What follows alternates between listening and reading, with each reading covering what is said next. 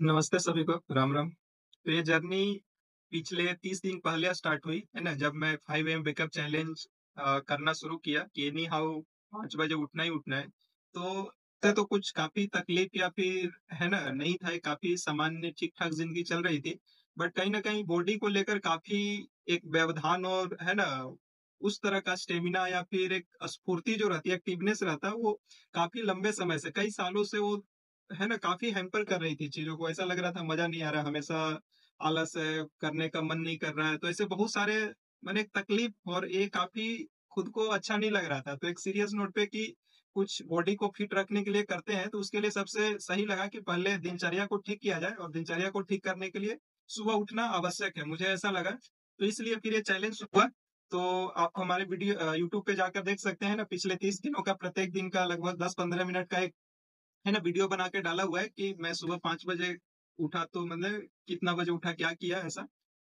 तो है ना, काफ़ी रिसर्च और चीज़ों को देखने और समझने के बाद ये पता चला कि सुबह उठना एक बायोलॉजिकली भी बेस्ट और प्रैक्टिकल भी है। यदि हम सुबह उठते हैं तो ये सबसे बेस्ट है और ये बॉडी परमिट भी करती है सुबह उठने के लिए, क्योंकि पूरा एक नेचर के साथ, है ना, पूरा पर्यावरण के साथ यदि देखें तो हमारा बॉडी भी इसी तरह से डिज़ाइन है कि हम भी सुबह उठे और रात को तो ये काफ़ी अच्छा लगा। और कहीं न कहीं ये देखें कि जो भी हमारी जो एक कॉग्निटिव है ना, जो इंटेलिजेंस है, जो भी हम चीज़ें वैचारिक रूप से करते हैं, यदि हमारा बॉडी फिट ना हो तो कहीं न कहीं वो काफ़ी ज़्यादा हैम्पर होता है। जैसे एक स्टूडेंट है या फिर कोई एक कर रहे हैं, तो एक देख सकते हैं कि ये कहीं न कहीं काफ़ी हैम्पर होता है और चीज़ें ठीक ढंग से नहीं चल रही होती है। तो एक फिट माइंड के लिए फिट बॉडी का रहना काफ़ी आवश्यक है।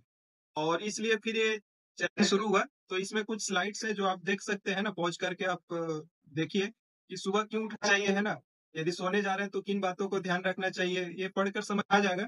उसी तरह से सुबह क्यों उठना है, बट उठकर क्या करना है, तो उसके लिए भी कुछ है ना, हमें कार्य होना चाहिए। जैसे अभी सुबह उठकर मैं एक्सरसाइज़ और रनिंग और वर्कआउट कर रहा हूँ। फिर सुबह उठते समय है ना, चैलेंजेज़ क्या होता है, जो मेन चैलेंजेज़ होता है ड्यूरिंग 10 मिनट्स, है ना, जब हम सुबह उठ रहे होते हैं, तो उस समय का 10 मिनट काफ़ी क्रूशियल होता है।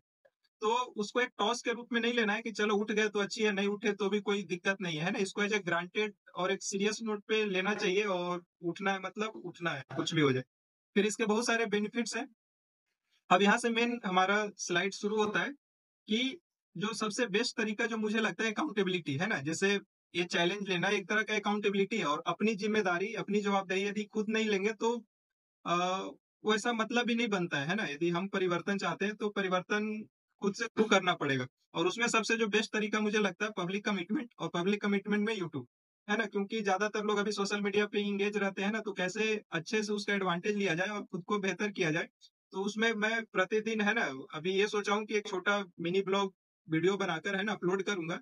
तो इसके लिए मैं 25 हार्ड चैलेंज है ना अभी एक्सेप्ट किया हूँ आज से 1 अक्टूबर या अगले 75 दिन, है ना, प्रतिदिन जो उसका एक नियम होता है। तो 75 डेज एक स्टेप और ज़्यादा कि देखते हैं, है ना? और ऐसे भी इसमें बहुत ज़्यादा समय नहीं खर्च होता और ये खुद का एक तरह से अपने ऊपर इन्वेस्ट और है ना, बॉडी को फिट बनाने के ही है। तो 75 हार्ड डे चैलेंज से सब लोग वाकिफ़ ही होंगे। यदि किन्हीं को नहीं पता है तो इसमें 5 मुख्य कार्य होते हैं। पहला कि सेल्फी प्रतिदिन लेना होता है ताकि आप कंपैरिज़न कर पाएँ अपने आप को कि कैसा पिछले दिन से अगला दिन रहा। 4 लीटर पानी पीना होता है और 45-45 मिनट का 2 वर्कआउट सेशन करना होता है। या तो आप सुबह, शाम या जब भी आपको ठीक लगे, है ना? और जिसमें एक बाहर करना रहता है 45 मिनट का आउटडोर वर्कआउट, है ना? तो इस तरह से टोटल 90 मिनट का एक्सरसाइज़ वर्कआउट, है ना? फिटनेस के ऊपर और एक अच्छी डाइट जिसमें से no alcohol, no fast food, no cheat food. तो ये एक स्ट्रिक्टली फॉलो करना रहता है। तो मैं अल्कोहल और इस तरह की चीज़ें पहले से कंज़्यूम नहीं करता हूँ, तो ये मेरे लिए काफ़ी ईज़ी है। और लास्ट है जो एक नॉन फ़िक्शनल बुक पढ़ना है, मतलब स्टोरी वगैरह नहीं, एक जो रियल लाइफ़ एग्ज़ाम्पल है, जैसे गीता हो गया, इस तरह की चीज़ें हो गया। तो अभी मेरे पास है ना, भागवत गीता अवेलेबल नहीं है, मेरे पास एक मानव व्यवहार दर्शन, है ना, एक बुक है जो कि काफ़ी ज़बरदस्त बोल सकते हैं, काफ़ी इनसाइट देती है, रिटेन बाय ए नागराज जी। तो ये 5 चीज़ें प्रतिदिन है ना करने का प्रयास मतलब करूँगा ही, तभी ये कंप्लीट होगा। यदि एक भी दिन ब्रेक होता है तो पुनः 1 से शुरू होगा, है ना? तो इसके लिए आप सभी का सहयोग चाहिए, सपोर्ट चाहिए, कीप मी मोटिवेटिंग। तो बस इतना ही था, अगले 75 दिन देखते हैं, है ना? तब तक जुड़े रहिए। धन्यवाद।